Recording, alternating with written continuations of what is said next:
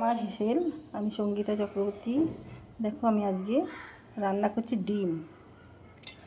আমি এগুলো ড্রাই ফ্রুটগুলো ভিজিয়ে নিয়েছিলাম, নিয়ে এগুলো আমি এখন ছেঁকে মিক্সিতে দিয়ে দেবো। আর এখানে একটু ক্যাপসিকাম আর আধখানা অর্ধেকটা পেঁয়াজ খোলা ছাড়িয়ে নিয়েছি। আর এই যে দুটো ডিম, একটু আদা, আর এই জলটা আমি ছেঁকে ফেলে দেবো। এখানে কড়াই বসিয়ে দিয়েছি, দিয়ে দেবো তেল, লঙ্কা নিয়ে নিয়েছি, এগুলো আমি পেস্ট করে দেবো। আর এই দেখো 1 চামচ মতন আমি লেবুর রস নিয়ে নিয়েছি, দিয়ে দেবো জল। দেখো দিয়ে দিলাম জিরে। আমার এক 5 ফোড়ন মিশে গেছে, এর মধ্যে গোটা গরম মশলা আর এই ক্যাপসিকাম আর পেঁয়াজ এগুলো দিয়ে দিলাম।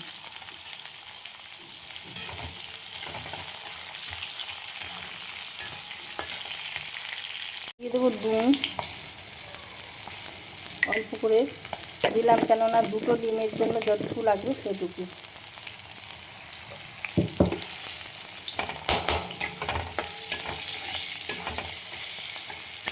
পেঁয়াজগুলো শর্টেই করবার ছিল না, হয়ে গেছে। এবার আমি এই মশলাটা যেটা করলাম সেটা দিয়ে দেবো।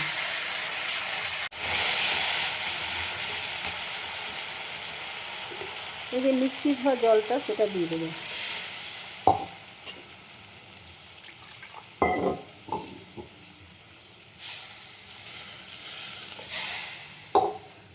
আর এই দেখো ডিমগুলো আমি দিয়ে দেবো। ডিমগুলো কাটা হয়ে গেছে, দিয়ে কেটেছি আমি। ডিমগুলো ছেড়ে দেবো, যাতে এর মধ্যে মশলা ঢুকবে।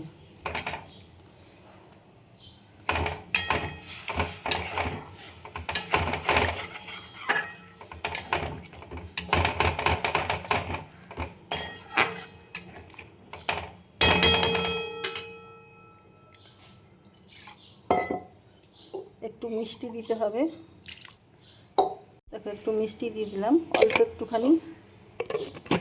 এর সাথে একটু আমি ফ্রেশ ক্রিম দিয়ে দেবো। হলুদ দেবো না আজকে, একদম হোয়াইট রাখতে হবে।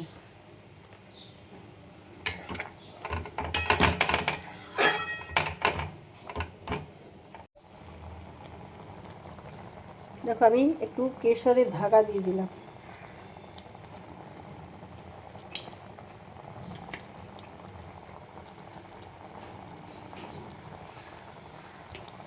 হয়ে এসছে, আমি একটু বাটার দিয়ে দিলাম, তোমরা চাইলে ঘি দিতে পারো।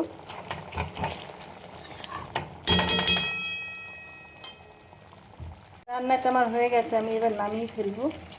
দেখো আমার এই ডিমের কারি রেসিপিটা রেডি হয়ে গেছে। তোমাদের কার কীরকম লাগলো লাইক শেয়ার কমেন্ট করে আমার সাথে থেকো।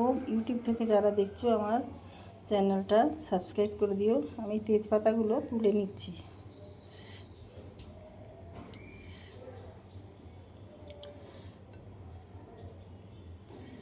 আর ফেসবুক থেকে যারা দেখছো তারা পেজটা ফলো করে নিও। সবাই ভালো থেকো, সুস্থ থেকো। ভিডিওটা এখানেই শেষ করলাম।